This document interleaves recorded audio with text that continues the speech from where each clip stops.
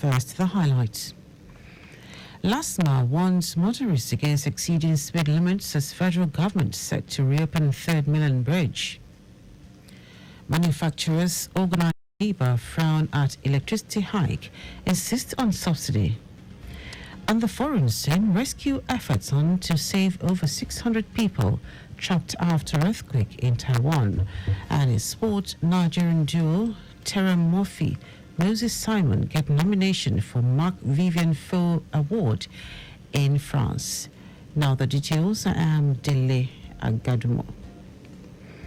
The Lagos State Traffic Management Authority, LASMA, has warned motorists to maintain speed limits while driving on the long stretch of the newly renovated Third Mainland Bridge linking mainland and other parts of the state. General Manager of LASMA, Olalekan Bakaroki, gave the warning while addressing officers of the agency whose purview falls within the Third Mainland Bridge operational areas. According to Bakaroki, the rehabilitated bridge is fascinating to drive on without any impediments.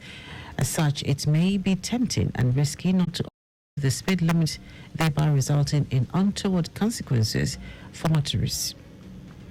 The General Manager cautioned owners and drivers of vehicles to ensure that their vehicles are in good condition before plying the bridge, as the agency would frown at any avoidable obstacles capable of hindering vehicular movement on the flyover. He assured the motoring public that the agency would deploy more men, patrol and recovery vehicles to ensure the safety of motorists and timely rescue intervention on the bridge. Lagos State Government has commended a maritime company at the Snake Island Integrated Free Zone, Nigedoc, for the provision of education infrastructure, community buses, a new police station, an access road, and a new jetty under construction at Igbologun, a riverine community at Amuwodofi. Commissioner for Basic and Secondary Education, Tolani Ali Balogun, gave the commendation when the company handed over the new junior and senior secondary schools with a capacity for 800 students to serve the people of the community.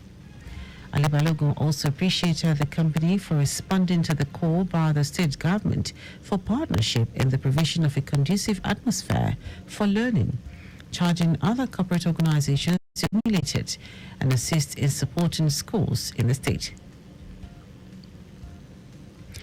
President Bola Tinubu has passed the Student Loans Access to Higher Education Bill 2014 into law. This comes after separate considerations by both the Senate and the House of Representatives of the report of the Committee on Tertiary Institutions and TED Fund. This was announced in a post by Special Assistant to President Tinubu on social media, Dada Olusegun. The Nigerian Navy ship Beecroft has discovered an illegal fuel depot at number 3 Silverbird Road, Ilaso, Lekki, and arrested 5 suspects. Commander NNS Beecroft, Rafiu Oladejo, while briefing newsmen, said the discovery of the illegal fuel depot was sequel to credible intelligence they received on suspicious activities taking place at Elegushi Beach. Oladejo said this necessitated the deployment of NNS Beecroft Quick Response Team to the location, which resulted in the discovery and arrest of the suspects.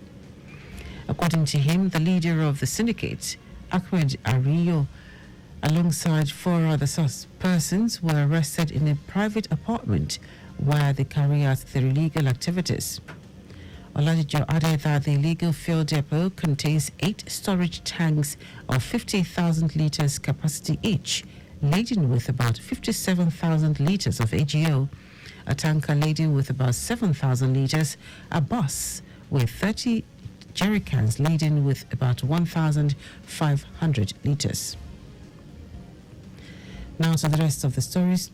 Manufacturers and the organized labor have kicked against the federal government's 240% hike in the tariff payable by electricity users enjoying 24-hour power supply. They insisted on the electricity subsidy, warning that its removal will send manufacturers out of business and worsen inflation. This is after subsidy on electricity was withdrawn completely from the tariff payable by power consumers in the Band A category, who constitute about 15% of the total number of power users across the country. The Nigerian Labour Congress (NLC) described the decision of the federal government to hike the electricity tariff as insensitive and callous. NLC spokesman Benson Upa, who made this known in an interview with newsmen, said the government decision further pauperizes consumers, especially workers whose wages are fixed and insufficient. On its part, the Trade Union Congress (TUC) said the federal government is only concerned about revenue generation to the detriment and survival of the citizens. TUC's Deputy President Tommy Etim said this shows that Nigeria is not ready for 24-hour electricity supply. The Vice President of the Nigeria Electricity Regulatory Commission (NERC), Muslim Oseni, has explained the reasons behind the increase in electricity tariff for Band A customers. The increase, which was announced by NERC earlier on Wednesday, will see customers pay 225 naira kilowatts per hour, up from the current 66 naira. Oseni said the Commission is empowered by its act to ensure that the licenses operating efficiently are allowed to recover sufficient revenue for the capital invested, for the operational costs, as well as having a return for the investment they have made. According to him, the discount has been mandated to pay for what they have not been allowed to charge, and the payment to generation companies has significantly dipped, which affects their ability to maintain their machine and also to pay for gas. Today is International Day for Mine Awareness and Assistance in Mine Action. On 8th of December 2005, the United Nations General Assembly declared that 4th of April of each year shall be observed as the International Day for Mine Awareness and Assistance in Mine Action.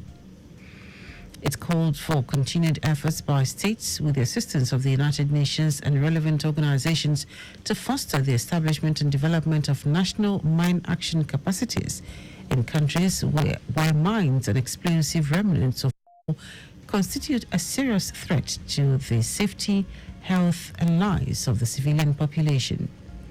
This year, the day is advocating for a greater awareness of the needs and rights of all people with disabilities in conflict and peace building.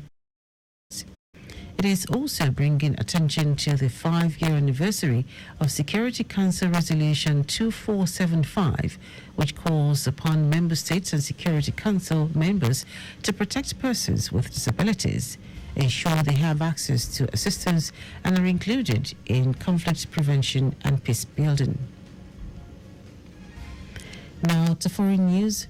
Rescuers in Taiwan are working to reach more than 600 stranded people a day after the island experienced its worst earthquake in 25 years. The 7.4 magnitude earthquake hit near the eastern county of Hualien, killing 9 and injuring more than 1,000 people. Some stuck in tunnels and near a national park have been rescued by helicopters, but 34 are still missing.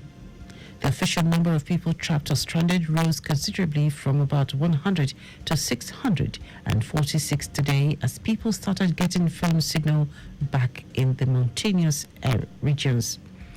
Most are not believed to be in danger but are stuck due to roads being cut off, and officials are now trying to work out the best way to get them out.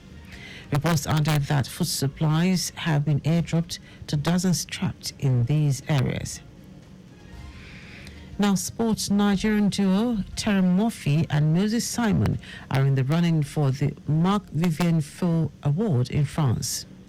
The award is for the best African player in the French top flight. Murphy, who scored his 50th goal in the French top flight last weekend, scored 10 goals in 23 league appearances for Nice this season. On his part, Simon netted thrice and registered 6 assists in 22 league appearances for Nantes before he was injured on international duty last month. The winner of the award will be announced on Monday, May 13. That is our news at 10. Just before we go, please do not drive beyond specified speed limits. You can follow us and like all our various social media platforms: X, Traffic Radio 961, Instagram, Lagos Traffic Radio 961. Subscribe and watch our news and programs live on YouTube at Traffic Radio 961. You can also visit our website at trafficradio961.ng. The Sowolo administration renovated 5 libraries: Epe, Badagry, Etiosa, Amuwodofi, and Ikorodu. You can get more details on the Lagos State Government website. To end the news are the highlights of the major stories. The Lagos State Traffic Management Authority, LASTMA, has warned motorists to maintain speed limits while driving on the long stretch of the newly renovated 3rd Mainland Bridge linking mainland and other parts of the state. Manufacturers and the organized labor have kicked against the federal government's 240% hike in the tariff payable by electricity users enjoying a 24-hour power supply. We also told you that rescuers in Taiwan are working to reach more than 600 stranded people a day after the island experienced its worst earthquake in 25 years. And in sport, Nigerian duo Terem Murphy and Moses Simon are in the running for the Marc Vivien Foe Award in France.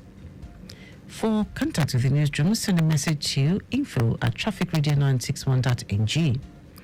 That ends the news broadcast compiled by Adewale Oloboroku. I am Dele Agadumo. Good morning. Thank you for listening.